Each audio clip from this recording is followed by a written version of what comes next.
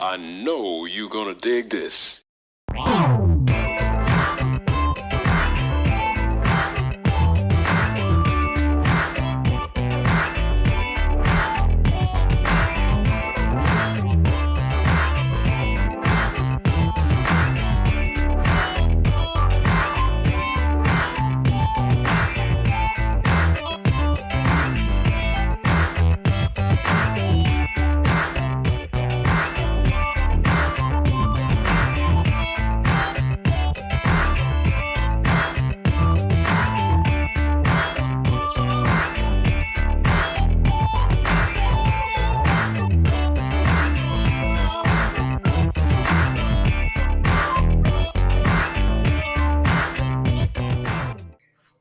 Hi, I'm Skip the Funktologist, host of the Funk Music Hall of Fame and Exhibition Center's award-winning program, Funk Chronicles, recorded at DATV Studios here in Dayton, Ohio. Zooming in all the way from Los Angeles, California, it's none other than Captain Mark Wood of the world-famous group Lakeside. Mark, thank you so much for joining us and coming on the show. How are you doing today? Yo, hey, it's good to see you there, Skip. It's good to hear or just to speak to all the people in Dayton and worldwide just because of your wonderful show that you guys are doing. Okay, well, hey, Mark, we want you to tell your story. Man, Lakeside, wow. What a contribution they've made to the world of funk music. So we want to get your story. So, Mark, take us back to the beginning, you know, your elementary school, your junior high, and your high school, and then we'll just move right into Lakeside. Okay, look, I feel blessed and fortunate to have had such a early childhood, starting with, you know, my 5th grade talent show that the great Stevie Neal bassist, we were 5th graders together, also Cornelius Woodall, JT Frederick, John Frederick, that still plays with Cameo and plays around in Dayton, still lives in Dayton. All of these guys were in the first band. We played Tramp and they mobbed the stage, long story short, hooked after that, right? But I'm the drummer. And we had, all of these guys went on to do great things. Corny has great music out. Stevie passed away, but he played with Pharrell Standards and really studied the world, traveled the world, studied music. So that was a humble beginning that was very important to me. And then I guess going through, you know, seeing all the groups, because I thought it was like this everywhere, that in Dayton there was so many groups. I remember the Capri's, Huntsy and the Entertainers, my uncle's group, my Uncle Willie, the Sidewinders, who may have been really the first ones to have a record out around there. They had remade Slipping in the Darkness and something like that. But those had a major impression upon me. And the group went on. When it came to putting together a group, I have a picture recently of me watching in the audience at a talent show. No, it wasn't a talent show, it was a performance. And seeing the Capri's, Thomas Shelby, who, you know, ended up singing with the group Lakeside later. I hired him later, but at this time I was still a 13, 14-year-old kid wanting to do it. And I saw, you know, his stage demeanor, and I always wanted Tommy, who lived right around the corner from me, but was much older than I. Right. But so we got together after the original group had gotten together, the Nomads, with me, T. Meyer, and Tony White, and the late Brian Marbury, who is the real person who started all of this. In terms of bringing me, he would walk me from McNary Park all the way to Roosevelt to make sure nothing would happen to me, so we could practice in a neighborhood that was new to me, because I was from Westwood.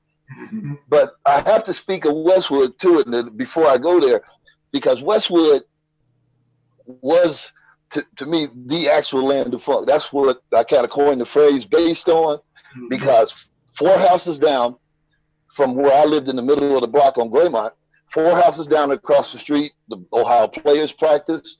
Right across the street from them was Byron Bird's Majestics that became Sun and became all of that, you know, with my cousin in it, Hollis Nelson. Also, the Imperials were right behind them.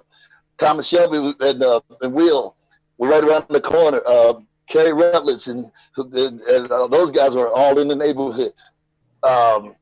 I'd leave somebody out if I start, you know, I'd leave somebody out. But great players, Ray Turner from Slave, the great trumpet player that was in Slave, all of us was in the same neighborhood, man. It was a great thing when we were kids. Okay, and so basically what I'm trying to point out to you was that we lived in these modest means in these single family homes, but these single family homes with basements were the key to us being able to do something creatively and come out of Dayton. So that and probably Charles Spencer, the teacher, the choir teacher at Roosevelt High School, I would say, and Charles Sutton. Mr. Sutton was, and I would say Junie was the prize student of all of these guys, of these two teachers. Walter Morrison, he kind of took me under the wing very early in the process. I was a little kid, and he's let me get into the nightclub when he first started playing with the players and stuff. But we were his understudy vocal group in the choir with Mr. Spencer. We would go to contests in Columbus and all of that, and do contests. We had to learn the same songs they learned. Their quartet learned. We had to learn them too because we were the understudies. We were going to take over for them later. They were seniors, we were freshmen. So that's how close it was to that genius. And believe me, enough is not said about that genius. Okay, Walter Junie Morrison. Right. The late, but great. And I'm fortunate that with my new music, he was he heard some of the, not the latest stuff, of course, but some of the earlier stuff, and blessed me with, you know, good information and kind of gave me a thumbs up on my projects. And that helped me so much because I always looked up to him in terms of just being a wonderment of music. My career, I think I'll stay with that. Okay. You know, what has happened from here is that we have, I've been so blessed getting together with the group, then forming, you know, the first time we were in Columbus and we performed One Night Affair. The singers, we were called the Nomads. The Nomads didn't have a band. We had a backup band that night, but we had nobody in particular. Shockley was in the wings and did see us that night. And that night, we were already together. We were already a group. And we started, after we did a stint with Monterey's, which, you know, my cousin Scooter was in that group.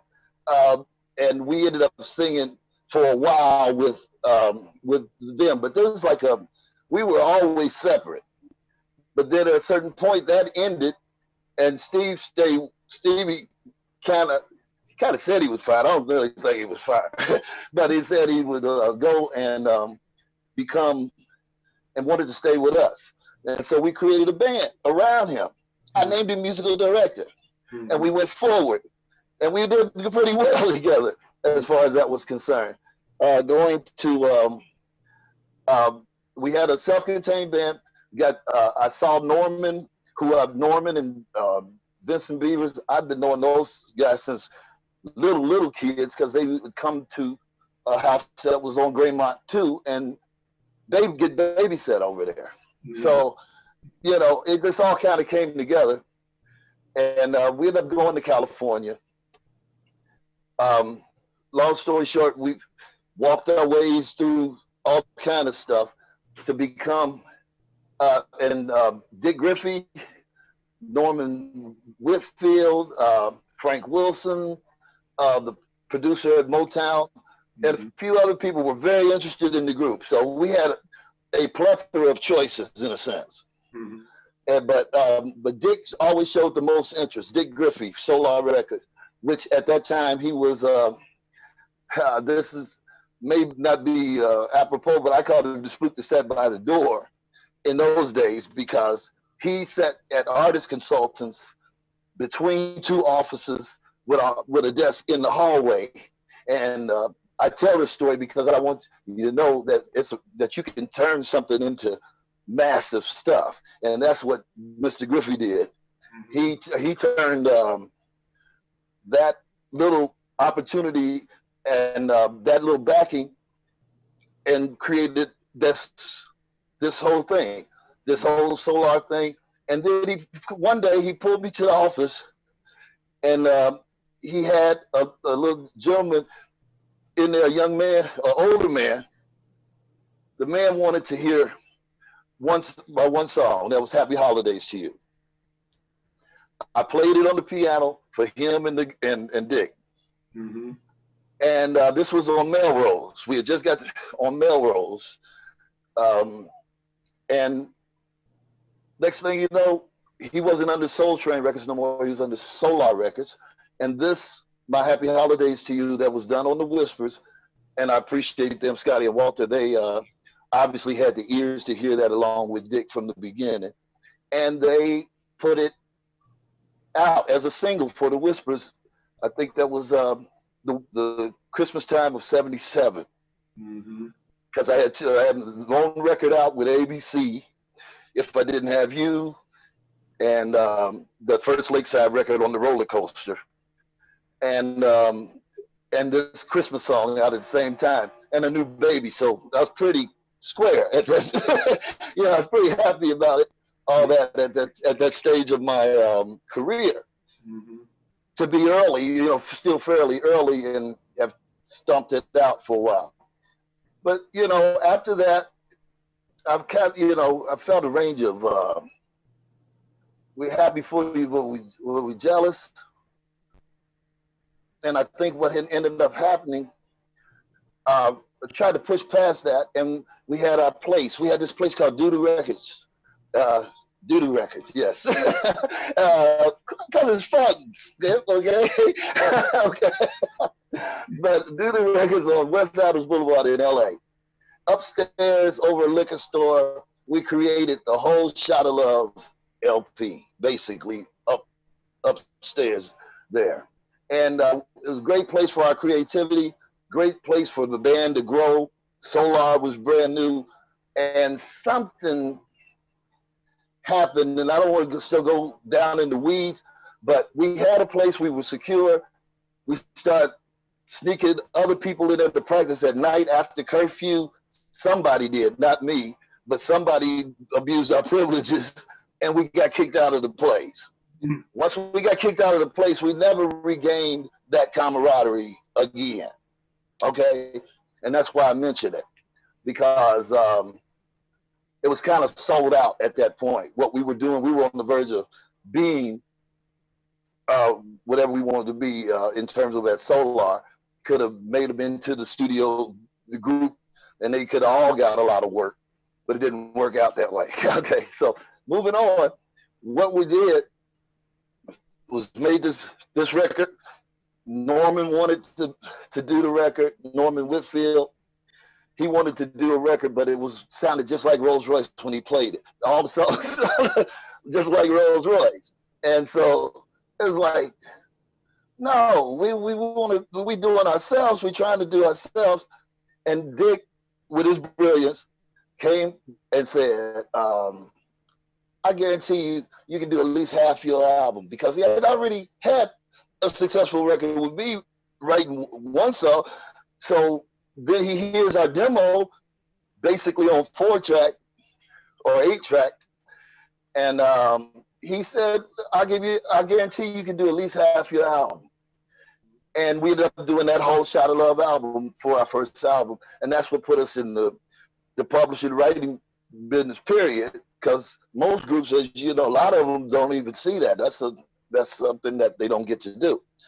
But it's a reason, because people write stuff and then they think they control too much. it's a behind the scenes thing. Okay. And that's why very few people know I wrote Happy Holidays to You. Okay. And that's as it should be, because it's for your enjoyment. It's a writer's toil behind the scenes. Okay. And so anyway, I don't want to take too much time, but it's important to note that Frank Wilson, I left him out of that ascension because Frank Wilson at Motown showed a lot of interest with us. And I think Dick behind the scenes was always helping to keep us secure while we had working with Frank Wilson. We did it at Motown, but we didn't get a release. Then we went to ABC and we got our first release. And so I'm working with Lamont Dozier's brother, you know, as the engineer. You know, these are the kind of people I was able to run across. Norman Whitfield sitting on our couch while we were recording, you know, that kind of stuff. So it was all growth every step of the way. So what I really wanted to point out is these, if you don't know who Frank Wilson is, Frank Wilson, Keep on Trucking, Boogie Down Baby. We were there at the company at that time. I Love You. We are the background singers on I Love You by Lenny Williams. We are the ones singing that background there. That's the kind of stuff. And then doing that first record, the band was, you know, Stevie Wonder's band, Nate Watson, Brain Pounds, and Greg Fillinganes, and these people, but you know, Fred Lewis played on it. So it was just a question of getting the best musicians for that first one. If I Didn't Have You made the charts, as my first song that made the charts, so it still always have a special place in the hearts because of that. That was the first one. And you got to start somewhere. So after Shout of Love, after that record, we did Shout of Love. And after Shout of Love, we did this record called Rough Riders. Now this is where Otis had entered the picture with Shout of Love, and basically Little Fred too, Alexander. These guys got in the group really basically after we had a deal, okay? It had nothing to do with getting a deal or anything like that, but we included them as equal partners in the deal, okay? And that turned out on Rough Riders to be a tough situation pertaining to Otis, because he went out, recorded his own, started doing stuff that we weren't doing as a group. If we did demos, we check demos and then we check them together. He went, I don't know, he had a right, go find some money and pre-record it on masters his demo songs, and you know, that saves a new company money. So he got a couple more records on that particular record. It looked like he wrote most of the album. I got shut out of that record. I went from 3 songs to nothing. That's okay, because what happens is that next record didn't scratch the surface of anything in terms of the charts. Right. The biggest record on there was Pull My Strings, I believe. Right. But you know, just moving on past that, that put us in a position. A second record with Leon Silvers too, and it was becoming a little normalized. We wasn't reaching funk potential. And this next record was the third record, and 3 was The Charm. It was the 4th record, but the third at Solar was Fantastic Voyage. Fantastic Voyage is the idea I had watching the movie, being honest. And said, wouldn't that be something if the funk was in your body and you went through the body of funk, okay? And come along and ride on a Fantastic Voyage was come along and ride on a Fantastic Voyage first and then smoothed out.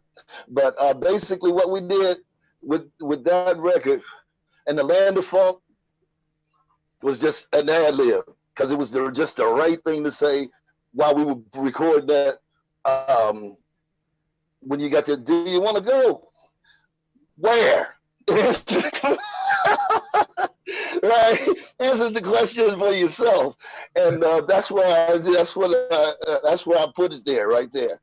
You know, to the land of funk, okay, and therefore it's coined the phrase that I believe that I think they'll know just as much as the birthplace of aviation one day, that we were the land of funk in Dayton, Ohio, and I have to tell you though, the funkiest guy in our group was always Mr. Fred Lewis, and I shout him out because Fred Lewis is put that troglodyte, prehistoric style of funk, rudimentary, very basic, but very real.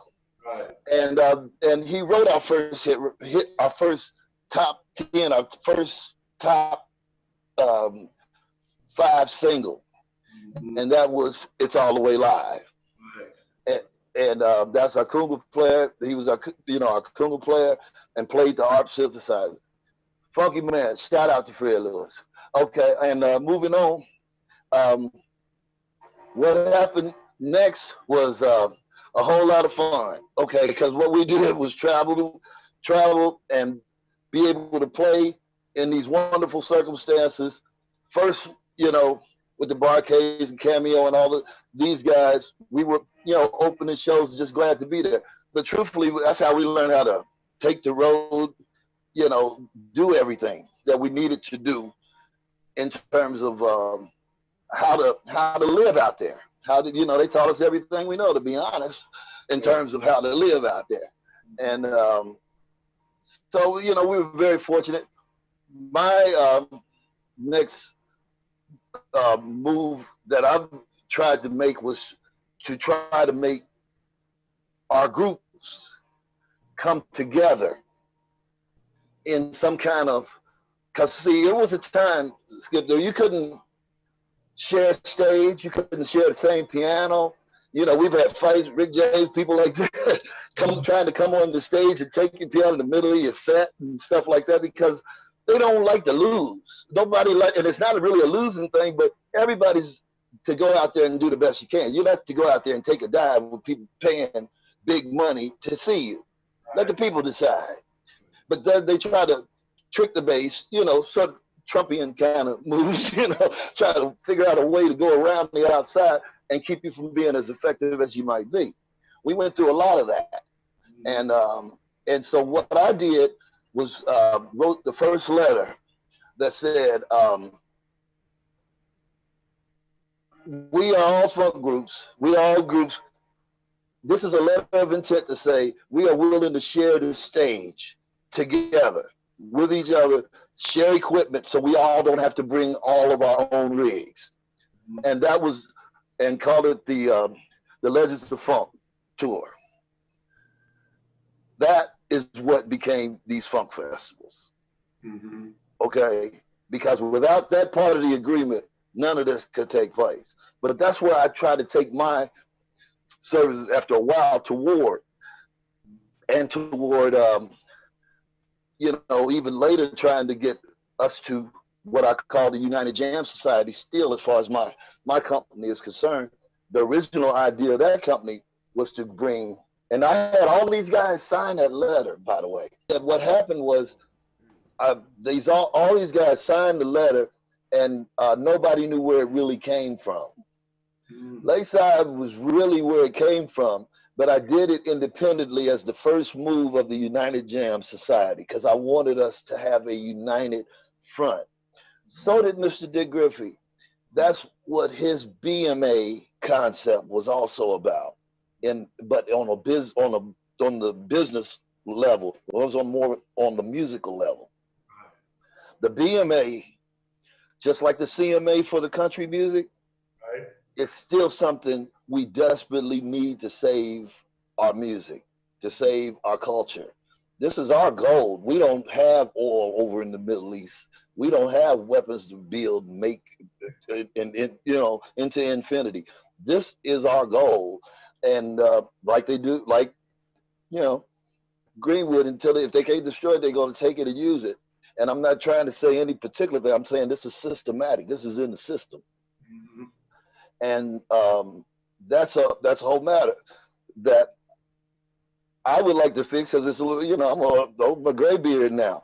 But for the next singer that comes along that was like me and believed, you know, the hype, some of this I would like for them to be able to have a heads up on by hearing this one lead singer tell you what it's like, or what me and Sugarfoot have had to talk about, and what some of these other guys have experienced. And so we've been, like I said, very fortunate, but I got to do a quick Diamond story. Diamond Williams, Jimmy Williams, will always have my respect. One of the, at least the top 5 drummers in all the planet Earth. Okay, so know this first of all. I got my drums through playing his drums at practice when I was a little kid. My sister, who also sang with Roger, and when they were the Human Body, First Change to the Human Body, my sister sang with these bands at certain points. And she also had a deal waiting on her in California. We'll talk about that, but I want you to know my sister had had all that too. And when Diamond, the first drums I ever played were his. Okay, a full set. And my sister told my dad, you know, Junior, you play drums? I was playing James Brown beat or something like that. But that led to me being able to get drums for Christmas. Mm-hmm. And I, you know, so he don't even probably know why I look up to it like that. You see what I mean? Mm-hmm. It's those kind of things that none of them understand about the growth and the love that we have for this place, and that it grew on the trees, we thought, and we ate off the trees, and then we played music in the alleys on the streets and peeked in the other. They said, get out of the window, kid. Like there's grown-ups down here, you know, or whatever. That was the way Dayton, you know, we was growing up in Dayton. So I had to fall back to that story because it really meant a lot to me. Mm-hmm. And that he would even let a kid sit down at his drums. Mm-hmm. And I believe Diamond still has those drums to this day. And I don't think he understands to this day what it meant to me. But, you know, this is what I tried to do, try to sow some type of camaraderie. And instead it kind of turned bad for me, because they thinking I'm just trying to do something, winging it on my own, when I was trying to make things better for our business. Mm-hmm. And I think that was always misconstrued. You know, everything that tried to do, but the name kind of self-explanatory and vindicative in a sense. United Jam Society. You can't. It's hard to be that by yourself. That's what I am now, but. That, you know, it's kind of hard to be that by yourself. So, you know, it had to have good intentions of camaraderie just by the name. So here we go on these records that were good records for the Shot of Love, and then Fantastic Voyage. And then right there, we probably should have had our biggest record next, which Your Wish Is My Command. We didn't want to rap on Your Wish Is My Command to follow up Fantastic Voyage with the same similar type of thing. Just for commercial value. Then we did not want to, then we had to change companies, is what I'm saying. We went to a different distributor. RCA had been very good to us, but somebody got Dick's name mixed up with Ken Griffey's name, is the way I always heard it, the baseball player. And and these people offered him a better situation, or what he thought, but it was never better. It was more money around, but it was never better, because they wanted to call his shots instead of him call his own shots. That makes, God bless the child that got his own. Right. that's what he had. That's what he was, and it caused a lot of problems, friction. Then our guys go out and find probably the worst lawyer they can find Liberace's attorney, and have him represent us. So you were saying that this situation caused internal conflict with Lakeside? Yes, sir. Yes, sir. You know, everybody started going for themselves. I see. We had Mr. Griffey had a unique situation before re-signing. This is after we had did our first 3 records or whatever. In 1981, 82, we were in a position that we didn't have to sign nothing but what we wanted to sign. Mm-hmm. Okay, and so we got our own label that said Lakeside, but it was still distributed by WEA. We were in a great position. Right. But Dick, but what happened was there's one clause, and it says you to deliver these masters by such and such a date. You're to deliver these masters by such and such a date. And then as to the 3rd and 4th record, it says you're to deliver these masters in the good faith opinion of Dick Griffey. If they're good, they have to be up to his opinion. And I knew that was wrong, but they snuck it into us. They agreed to it without me. I'm the president. They circumvented me. Mm-hmm. And so at the finals, I'm sitting there. I mean, this is the 80s. I'm trying to show you the kind of process that's going on. Right. 82, 81, 82. I'm sitting down, getting ready to sign my agreement that I already looked at and see the lawyer I've been talking to ain't even with the company no more. We're sitting down here signing an agreement that has suddenly put Otis as the president on the page. You see what I'm saying? Right. Otis stuff. How you get the president? You've been in there 3 years or something. You the president, and I don't get a vote. So I got quiet and just kind of told him ain't nothing else going forward here, because me and Dick signed on separate page. Me and Dick were the president of the company, and Dick, the president of Solar, we signed on separate page. He had Otis's name there, this Liberace attorney. So I got it killed. They put it right. I signed it right, but I'm trying to show you that was what was really going on behind the scenes. Yeah. I'm raising kids, trying to keep things straight, but there's plotting going on everywhere. And it all starts with this guy who everybody in Dayton who was a musician know that the boy was a problem from way back. There's Ofa, great musician. Arthur, great, highly respected musician. Otis ended up getting probably more visibility than any of them. But Otis messed up group after group after group. And I let him mess up mine. Because once he got in, everything had to be his way. You see? And see, anybody come into a group and think everything got to be their way is going to have a problem. Yeah. And then, everybody's getting their, religion and all of these various things that come into life.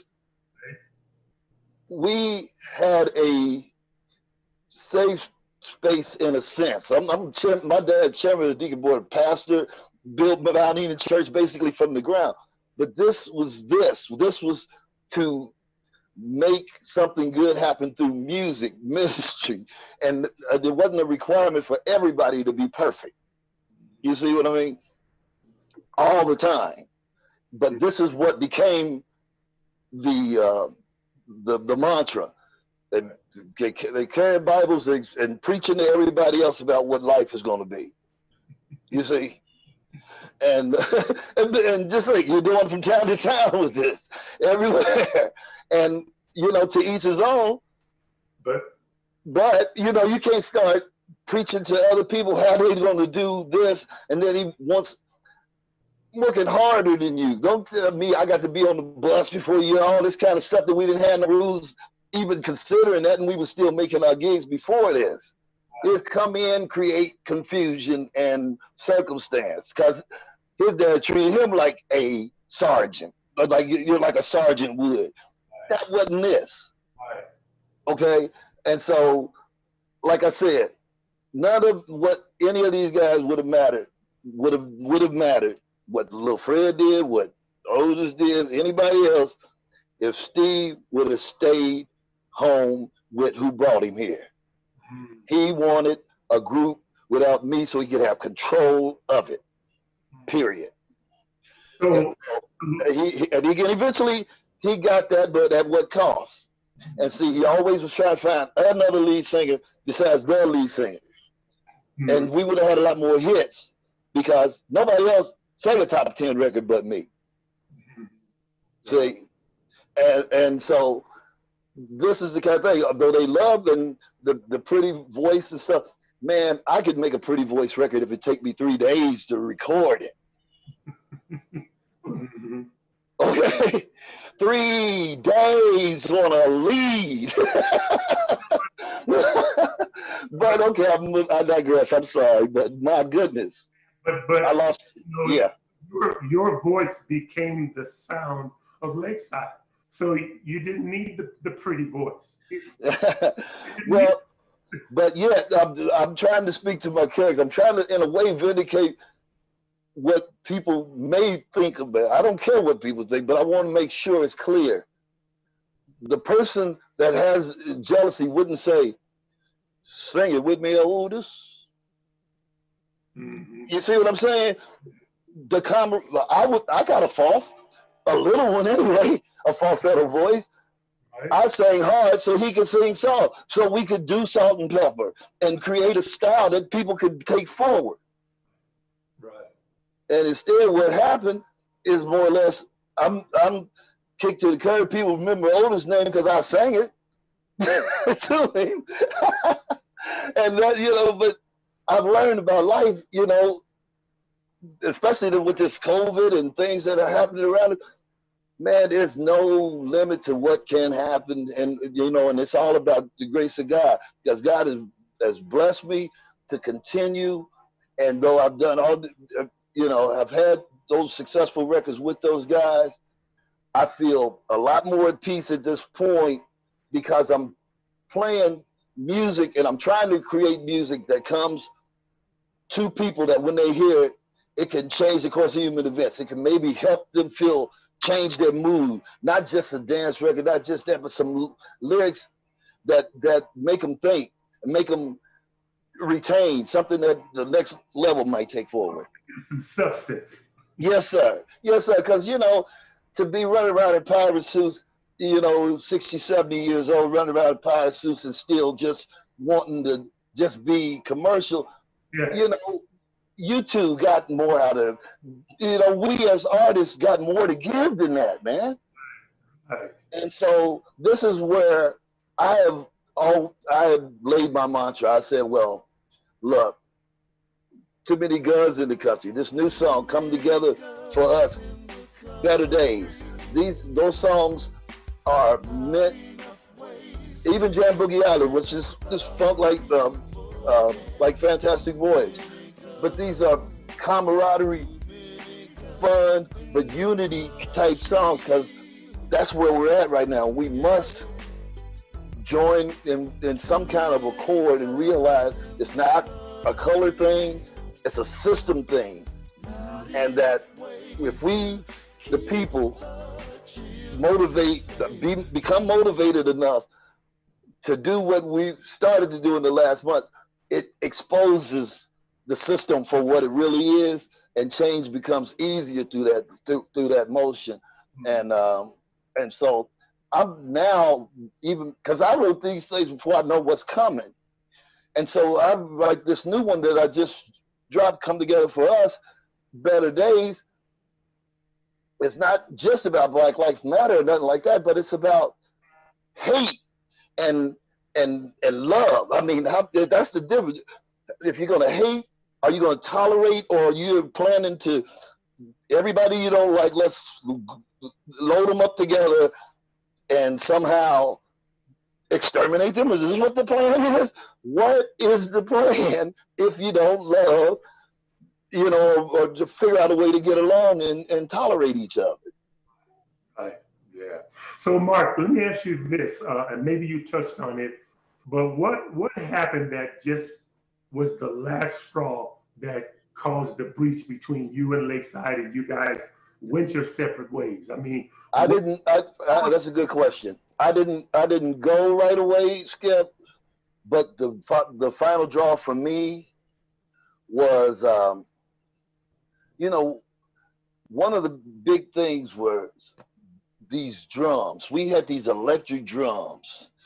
Yeah. These drums were costing us. We were renting most of our equipment, but we had to take these electric drums, get them on the airplane, slide the skycap $300, $200, $300, $400 or whatever they would put in their pocket.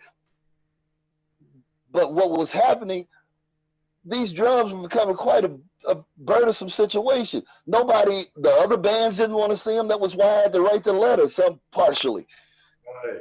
These electric drums that nobody else can play is slowing down the whole set, and they don't sound good. I'm a drummer. I started as a drummer. I'm out front as the lead singer. I hate these things. You see what I'm saying? They're okay, and there's a place for it, but not beyond the rhythm. Just like anyway. We were on our way to a gig in my wife's hometown. She's from Galveston. I'm from, and we were in Houston. We're on the bus going to the gig, and we're having this talk about these drums. I'm telling them that this really should stop. And then Stevie started taking up for Little Fred's drums. And I know half the people in the room and in the bus agree with what I'm saying, more than half of them, but they're scared to say something. Right. Right. So I say it again, and he stands like he's going to do something, and he come at me, and I kick him in his chest, and we had a little skirmish, and he almost got me, but you know, because he came down on my back, he gave me a little injury because he came down on my back when Will, who was the only one who was man enough to try to get between that situation. I think the rest of them wanted to see what happened. And when that happened, I said, this ain't my spot no more. Mm-hmm. Whether I win or lose, these people I ain't doing it with. You see, because they're there just to get the money. Mm-hmm. They're not there to, to try to further the situation anymore. And so I long quit traveling with them. I take my own route. Mm-hmm. But there was more than one reason for that. Right. I took my own route also because I needed separate plans consistently to go see my father, who had Alzheimer's in Dayton and was in a home. Mm-hmm. Now I'd say they do this and then it wouldn't come out right. So I'd make or change my situations, rent cars, and do what I had to do. If I got close, I go see my daddy, and that's just the way it is. And did that for literally 12 years. And but during that time, they felt Mark always needs something, not considering for a second there might be a reason. Right. But that's the kind of hate. And then they, every time I come here, they over here talking to the other bands, this and that, and I show up with a good mood, ready to do my job. But then I just got sick of being set up. Okay, they would have radio interviews, tell them Mark can't come, he didn't want to come, or whatever. You see what I'm saying? Making me look like, and when they didn't know, they just won't even pick up the phone and let me know it's happening. See, so I'm saying hate becomes that, and I didn't understand it truthfully, because all I'm doing is every day I go out there and do the best I can, but I don't love y'all, so I ain't gonna sit here and try to pretend like I'm, we got a whole lot of camaraderie, not when as soon as I turn my back, you talking about me. It just can't be that, I'm not.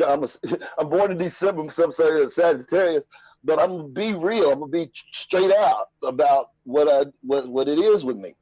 Mm-hmm. I think that incident on the bus where we fought for a minute, and I still had to go out and play in Houston, huge audience, and he didn't put no pain on me or nothing like that. But it was the hurt was the other fellas. Right. They should have pulled that together, not let that happen at all. Right. But instead, it was almost a thirst there that lost me for good. I understand. So you know what, Mark, to kind of swing more on the positive side, you know, who were some of your influences as far as singing was concerned? Because again, you've got a voice.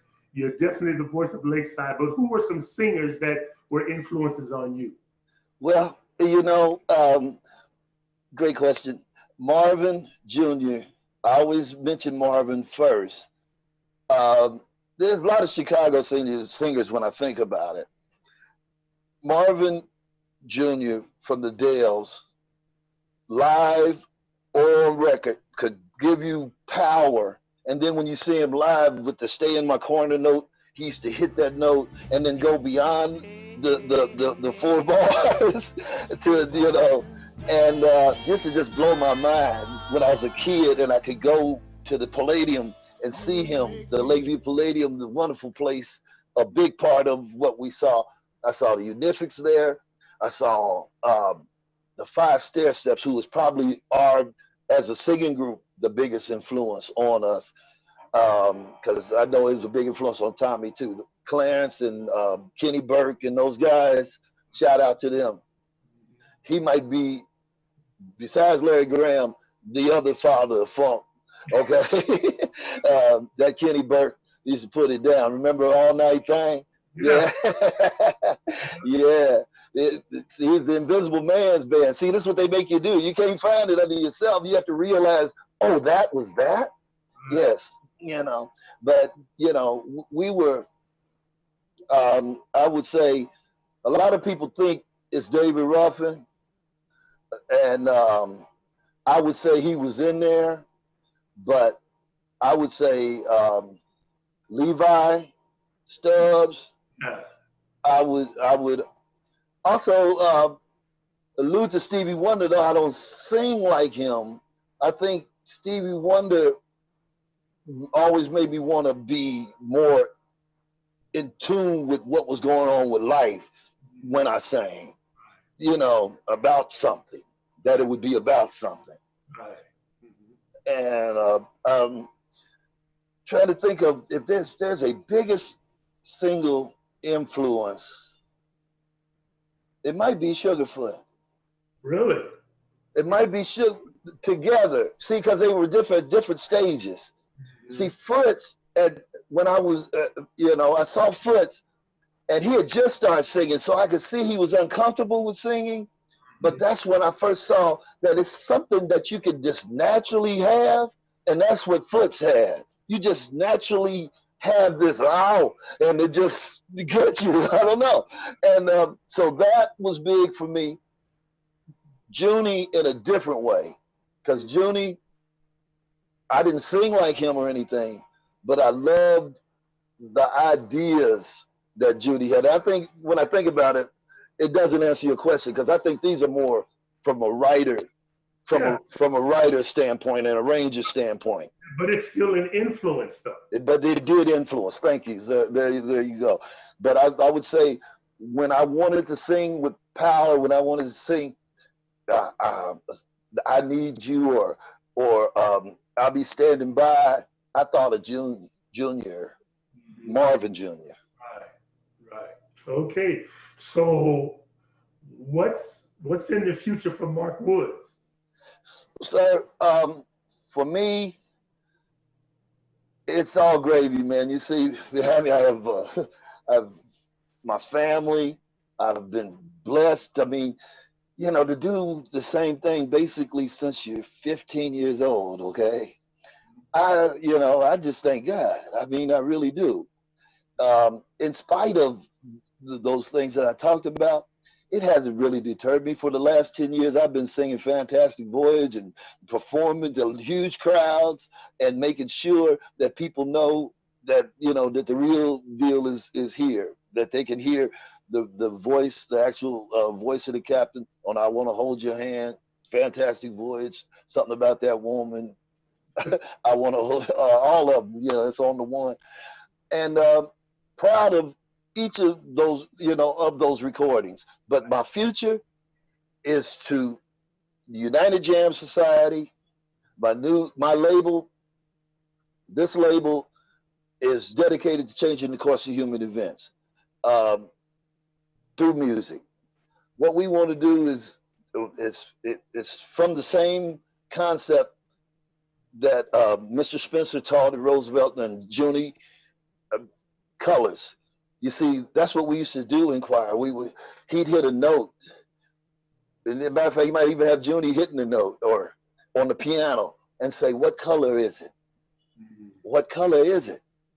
And that's what we would have to do, because we would colorize. That's what I've tried to implement in the science on this music that I'm doing now, because I feel like Come Together for Us Better Days, which is on YouTube now, Captain Mark Wood TV, on YouTube, all Spotify and everything. Just came out this week.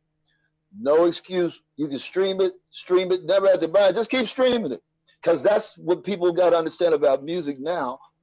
Just keep playing it over and over again through the stream, and that's how you can see to it that the musician might actually see something, or the writer might actually see his money.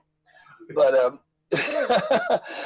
our future is to try to create the song that, as I said, would change the course of human events, that would help people understand that there's more in us together than to separate us.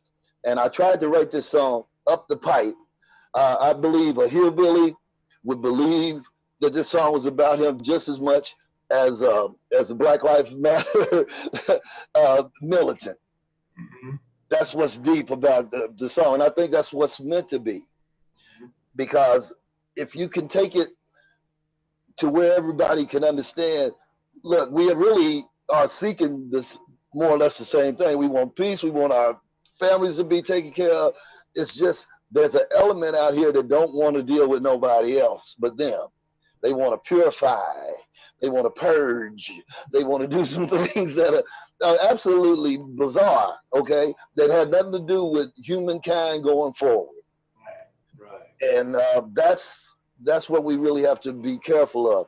I have, great commercial songs too. I don't want to just say that I'm doing things just to try to change the world, because Jam Boogie Island will fit right now too. While we can't go to the beach and can't do all of those things, go to Jam Boogie Island. Go to the website and just picture yourself at Jam Boogie Island. That's the way the line starts. Is come sail away with me, and you can get your favorite drink, or you can close your eyes and you can put yourself in a situation, you and your friends, or the party, or you and your family right there, and you start playing that music.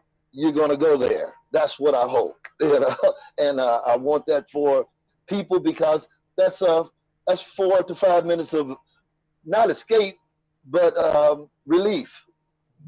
Right. Okay. All right, Mark. Well, hey, listen, we want to thank you so much, man, for taking the time to come on the show. I mean, the band yourself, you're going to go down in history. I remember one of the live recordings of a Lakeside, that I listened to a while back, and it said one of the funkiest songs ever recorded, Yes. Yes, that gives me pride. It really does, because, it's nothing like the idea that you could do a song and it touches right there. It hits you. That's what the great thing about Voyage was. It smacked you from that first note and hit you and let you realize that, the party was there. Now, I still haven't figured out, why. I see why it's may stayed around a long time, but I don't figure why it got stopped. You see, we were at 16. in the nation without a single on the Hot 100 charts. Pop, okay?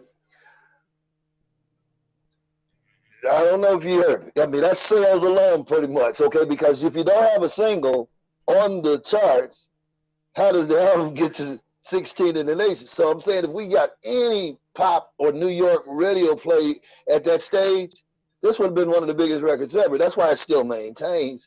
But it wasn't as big as it could have been because, unlike Julio's record, they really got to go the gambit on pop radio and everything in the 90s. It opened up in a different way. It's still closed, but in a different way. We didn't get that opportunity. We had black radio, a few other stations, very few pop, what they called it today, radio stations picked up the song.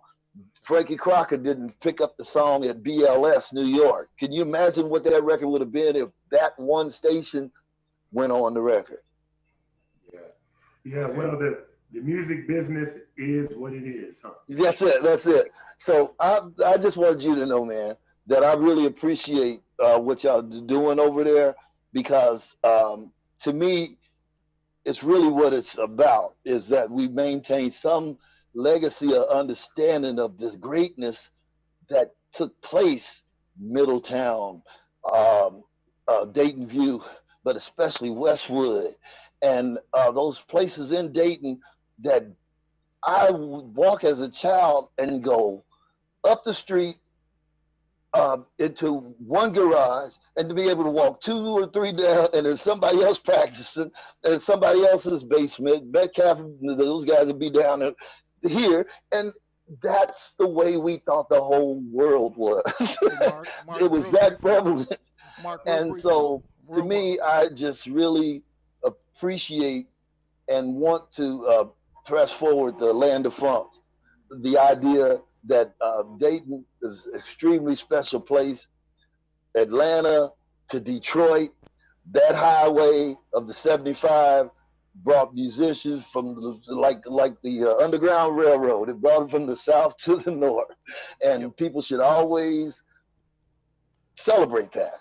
Okay, the Funk Center is now time to realize its true meaning of its creed. Grab these stories like I'm trying to tell you, because there were leaders within this community. They were of growth, and they should be recognized. Roger should be recognized. I mean, which you know he is, but you don't understand. Roger, Junie, Foots, even the, like I said, the sideliners, some of these early bands, Huntsy and the Entertainers, Nate Alexander, the Typicals.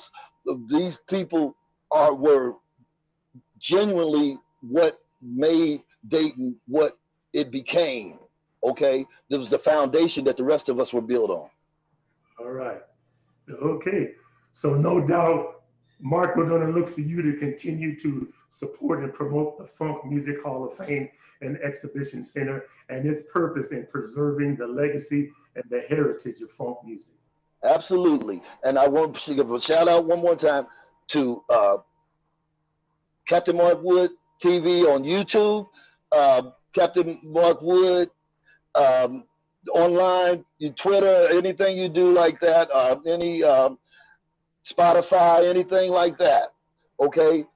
Ask for the song, Come Together for Us, Better Days, and once you get there, stream it all, check it out, okay? You can sit there, but get your feet wet over there, okay? Because it's definitely the land of funk, and it's the land of beauty as well. Happy holidays to you also. This song is good for every day, y'all. Okay? Because love, we need love every day. Happy holidays to you. Every day should be a holiday if that's the case, okay? Take care of yourself. Skip, you my man, boy. Take care of yourself. All right. Thank you for coming on, Mark, and you have a good rest of the day. Thank you, sir. So, I'm Skip, your Funktologist, host of the Funk Music Hall of Fame and Exhibition Center's award-winning show, Funk Chronicles. Everybody be safe, and until next time, keep it funky. Then there's one thing you gotta know, that there's something from that woman. She's got something you can't